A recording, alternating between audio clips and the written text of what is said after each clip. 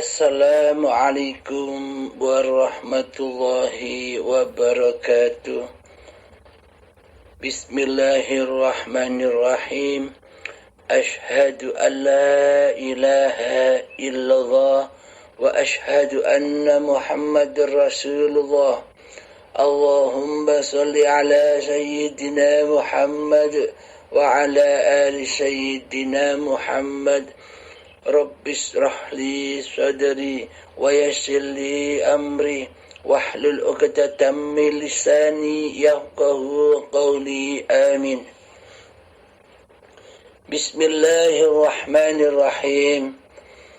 Pagi yang indah ini kami akan mengkaji surat Al-Ankabut ayat 20.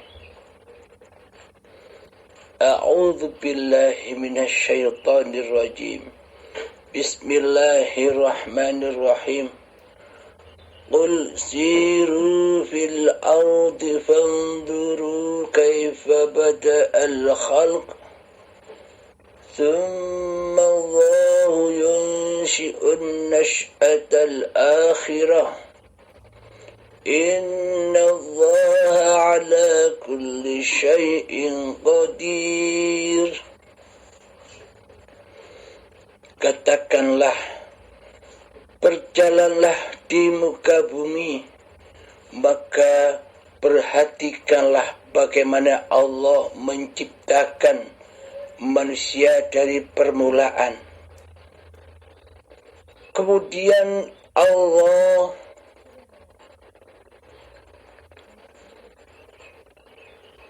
menjadikannya sekali lagi. Sesungguhnya Allah Maha Kuasa atas segala sesuatu. Mari kita dengarkan lagi artinya. Katakanlah, berjalanlah di bumi, maka perhatikanlah bagaimana Allah menciptakan manusia dari permulaannya. Kemudian Allah menjadikannya sekali lagi. Sesungguhnya Allah Maha Kuasa atas segala sesuatu. Katakanlah, mari kita baca sekali lagi artinya. Katakanlah, berjalanlah di muka bumi, maka perhatikanlah bagaimana Allah menciptakannya dari permulaannya. Kemudian Allah menjadikan sekali lagi. Sesungguhnya Allah Maha Kuasa atas segala sesuatu. Alhamdulillahi Rabbil Alamin. Jika kita tengok sedikit artinya, seolah-olah ini reinkarnasi. Mari kita tengok lagi sejenak artinya. Katakanlah, berjalanlah di bumi, maka perhatikanlah bagaimana Allah menciptakan dari permulaannya. Kemudian Allah menjadikannya sekali lagi. Sesungguhnya Allah Maha Kuasa atas segala sesuatu. Seolah-olah manusia dihidupkan, terus dimatikan, dihidupkan lagi, dimatikan lagi. Kemudian dikembalikan kepada Allah. Bismillahirrahmanirrahim. Manusia diciptakan Allah. Badan-badan ini, cikal bakalnya badan ini tercipta atau dicipta oleh Allah dari segumpal dari tanah. Saripati tanah.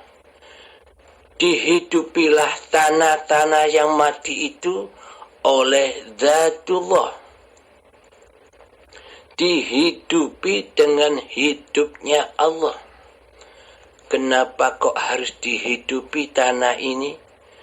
Jika tanah ini tidak dihidupi oleh Allah, maka tanah ini tak akan bisa makan. Maka tanah ini tak akan bisa minum. Maka tanah ini tak akan bisa bergerak, berubah, berproses. Kemudian dihidupilah tanah ini, diperjalankanlah tanah ini, diproseslah tanah ini dengan makanan dan minumannya yang selalu dikasih sayangi oleh Allah, disuapinya, diminuminya, hingga tanah ini berkembang, berproses menjadi tumbuhan.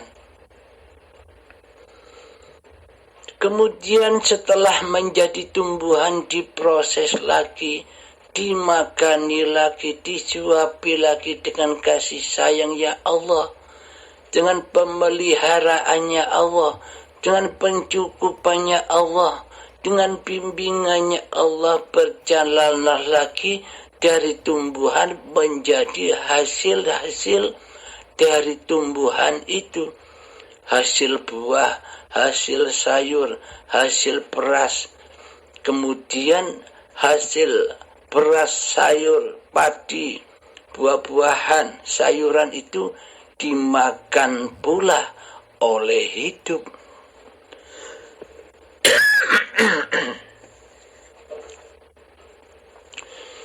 Dimakan oleh hidup yang mana?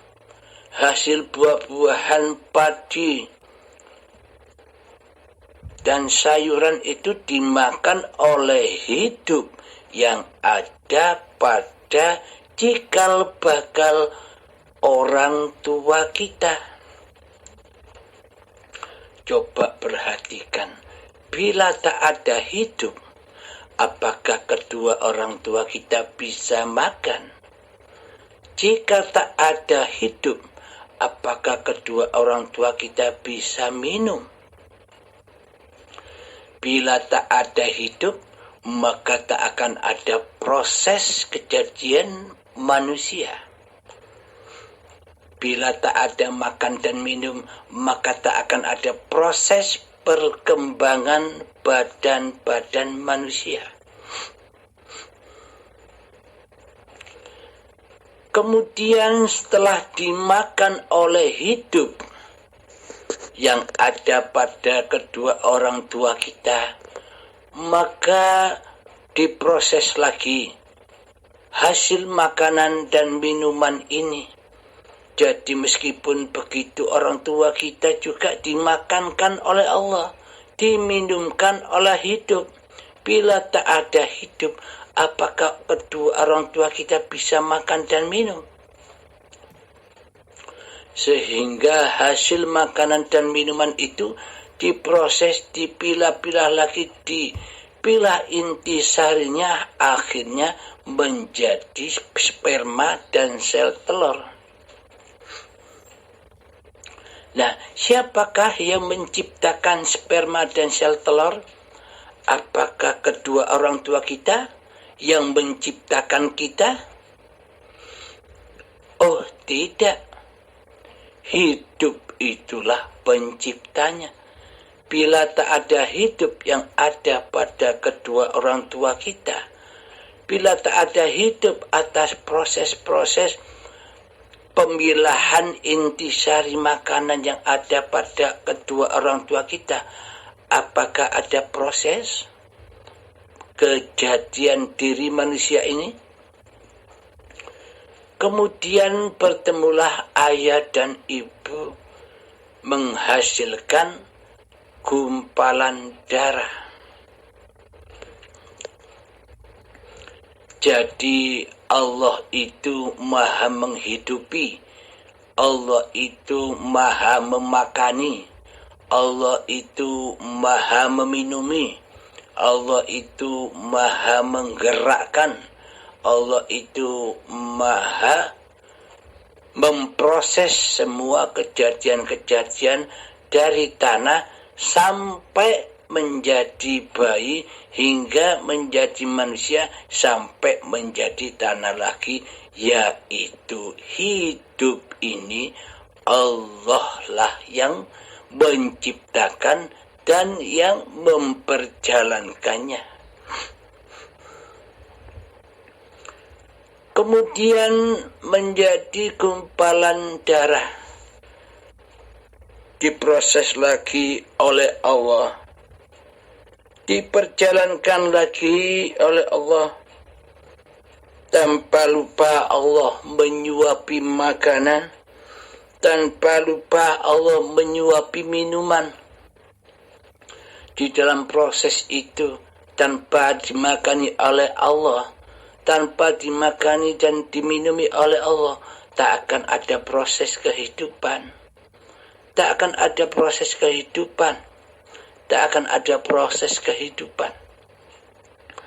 Kemudian dijadikan lagi, diperjalankan lagi, dibimbing lagi manusia jikal bakalnya menjadi segumpal daging. Nah, dari segumpal daging inilah ditegaskan lagi oleh Allah, dinyatakan lagi oleh Allah, diikrarkan lagi oleh Allah.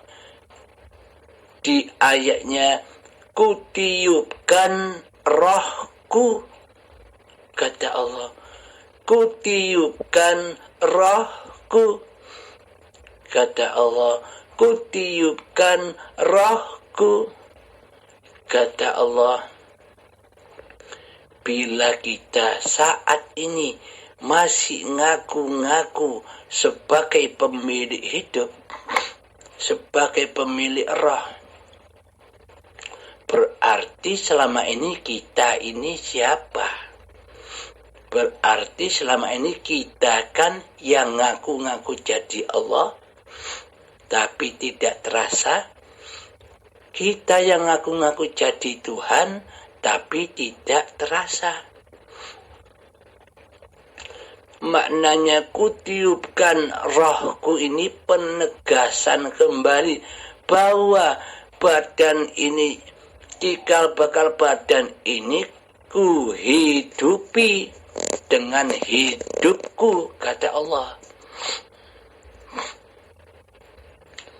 Ditegaskan kembali sejak awal mula badan ini, cikal bakal badan ini dicipta dari tanah dengan hidupnya Allah, dengan ruh Allah. Pada saat menjadi gumpalan daging, diingatkan kembali bahwa hidup ini Allah, bahwa roh ini Allah, bukan hidup manusianya, bukan roh manusianya. Agar manusia tidak lupa, agar manusia tidak mengaku-ngaku dirinya sebagai Tuhan, agar manusia tidak mengaku-ngaku dirinya sebagai Allah. Akan tetapi selama ini kita ngaku-ngaku jadi Allah, kita ngaku-ngaku pemilik hidup, kita ngaku-ngaku punya roh, tapi kita tidak terasa bahwa selama ini kitalah yang ngaku-ngaku jadi Allah, maka selamanya tak akan pernah bisa bertemu dengan Allah, karena yang jadi Allah dirinya sendiri. Mana mungkin bisa menyembah sementara yang disembah diaku-akui sebagai dirinya, sementara dirinya ngaku-ngaku jadi Allah tidak terasa. Yang wujud di hatinya, manusianya yang hidup di hatinya, manusianya yang berkuasa di hatinya, manusianya, maka manusia akan buta kepada Tuhan pencipta dirinya. Karena selama ini manusia masih mentuhani hidup dan badan ini seolah-olah dirinya lah yang hidup, dirinya lah yang berkuasa, sementara Allah yang hidup, sementara Allah yang kuasa, kita tiadakan keberadaannya, kita tiadakan kehidupannya, kita tiadakan kekuasaannya Allah di hati kita selama ini. Maka dari itu selamanya kita tak akan pernah bisa mengabdi kepada Allah.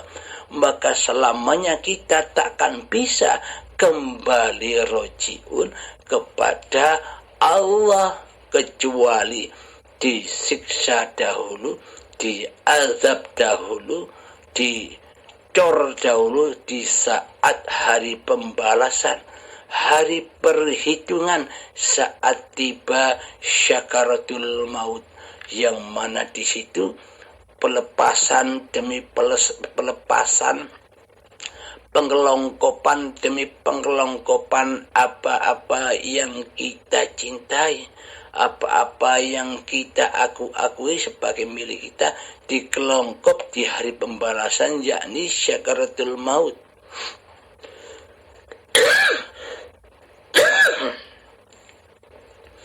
Alhamdulillahirabbil alamin. Setelah menjadi gumpalan daging, dimakani lagi oleh Allah, dihidupi lagi oleh Allah, digerakkan lagi oleh Allah, diproses lagi oleh Allah, diukir lagi oleh Allah, diciptalah tulang belulangnya si jabang bayi ini, akhirnya menjadi janin. Janin bergerak ke sana dan kemari. Nah, ketika sudah sempurna kejadian janin ini, maka dilahirkanlah bayi yang suci ini. Bayi yang suci, bersih dari pengakuan diri manusianya.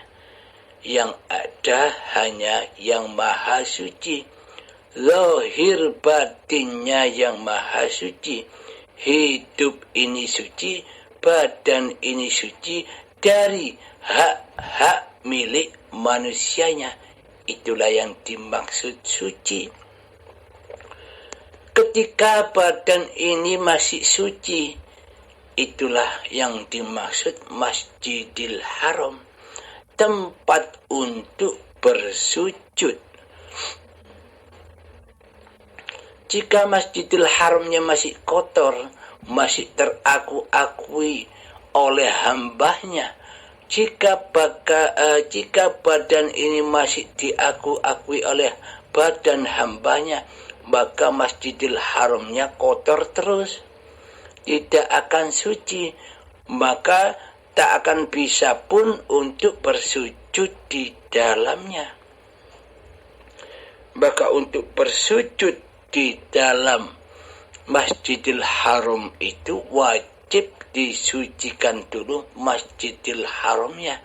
Wajib badan ini disucikan kembali. Dengan cara bagaimana? Dengan cara tidak diaku-akuinya badan ini milik makhluknya. Itulah yang dinamakan suci badannya. Bukan suci-suci dengan air wudhu. Itu kan babakan syariat. Syariatnya memang demikian, benarlah adanya. Dan di sini bersucinya badan ini bukan lewat air wudhu dalam pandangan sudut hakikat makrifatnya. Meskipun kita mengambil air wudhu hingga habis seluruh air di lautan, ketika diri kita masih merasa diri kitalah yang punya badan, diri kitalah sang empunya badan, maka selamanya badan ini takkan pernah bisa suci. karena badan masih diakui sebagai miliknya. Selamanya tak akan suci, meskipun air laut habis untuk wudhu. Tapi bila masih ada pengakuan bahwa Masjidil Haram ini milik tamunya, milik manusianya yang didatangkan Allah sebagai tamu di dalam Masjidil Haram dan Baitullah dan hidup ini, maka tak akan pernah suci bila manusianya masih ngaku-ngaku sebagai miliknya. Badan dan hidup ini milik manusianya. Labbaik Allahumma labbaik, labbaik la syarika laka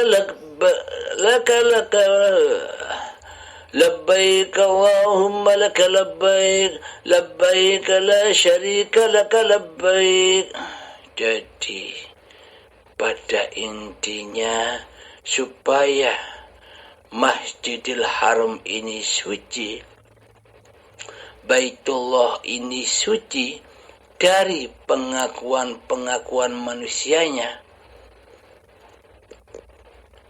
maka di dalamnya jangan mengaku-akui sebagai pemilik Baitullah dan Masjidil Haram ini. Maka di dalamnya jangan merasa mengaku-akui bahwa badan dan hidup ini milik manusianya. Jadi di dalamnya tidak boleh syirik. Inilah hakikat haji. Jadi kita sebagai tamu di dalam Masjidil Haram dan Baitullah, di dalamnya kita tidak boleh syirik. Di dalamnya kita wajib mengabdi kepada Allah. Wa ma khalaqtul jinna wal insa illa liya'budun.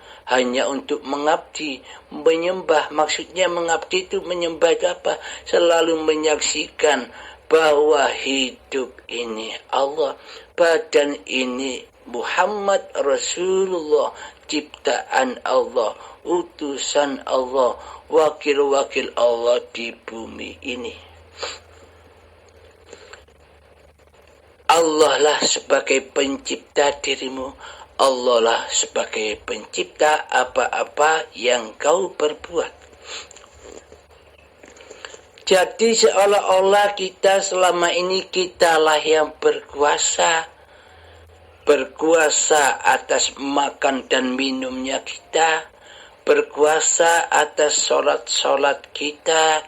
Berkuasa atas ibadah-ibadah kita, seolah-olah Allah tidak kuasa.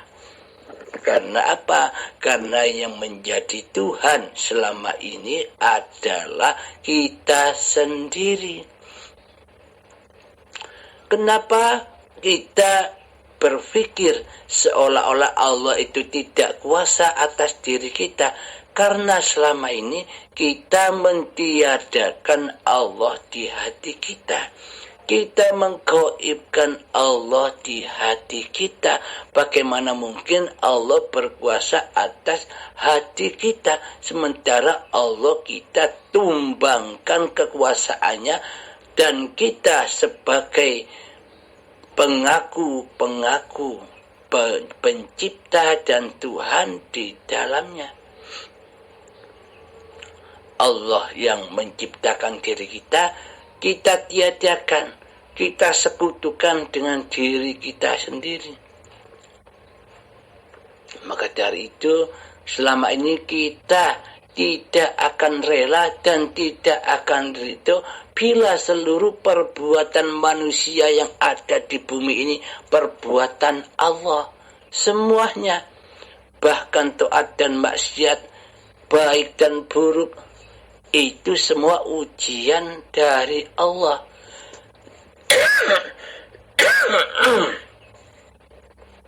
Untuk menguji kita semua. Di dalam ujian itu masih ada pengakuan bahwa seluruh ujian itu datangnya dari Allah, apa dari diri kita manusia. Bila kita masih merasa bahwa hidup dan badan ini milik kita, pasti ujian cobaan itu pasti kita anggap sebagai milik kita. Sehingga ketika datang anugerah kita senyum gembira dan bangga. Ketika bencana datang kita sedih, menangis dan ketakutan. Karena seolah-olah datangnya ujian itu hanya kuasa diri manusianya lah yang merasakannya. Itulah bedanya lillahi ta'ala dan bedanya linafsi di diri manusia. Maka seolah-olah apa yang digerakkan, apa yang diperbuat oleh manusia itu seolah-olah manusianya lah yang mentuhani di dalamnya. Karena selama ini kita sebagai penyaksi masih menyaksikan manusialah yang jadi Tuhan. Tergantung cermin yang ada pada diri kita. Bila yang ada di dalam diri kita hanyalah diri kita sendiri yang mentuhani di dalamnya, pasti kita menyangka apa-apa yang diperbuat oleh orang lain adalah perbuatan manusianya. Akan tetapi bila kita sadar bahwa hidup ini Allah yang menciptakan dari saripati tanah, yang menggerakkan, yang memakani dan yang meminumi serta memproses apa-apa pergerakan badan ini, maka bila nyata bahwa hidup ini Allah, maka sudah fanahlah seluruh manusia di hadapan kita. Karena bagaimana kita bisa menyaksikan manusia sementara diri manusia kita sendiri hancur lebur di dalam hayatullah. Maka yang ada hanya Allah dan seluruh ciptaan-ciptaan. Alhamdulillahirabbil alamin. Semoga pagi yang indah ini, semoga pagi yang penuh berkah ini selalu membimbing kita semua. Allah selalu membimbing kita semua ke jalan lurusnya. Alhamdulillahirabbil alamin. Assalamualaikum warahmatullahi wabarakatuh.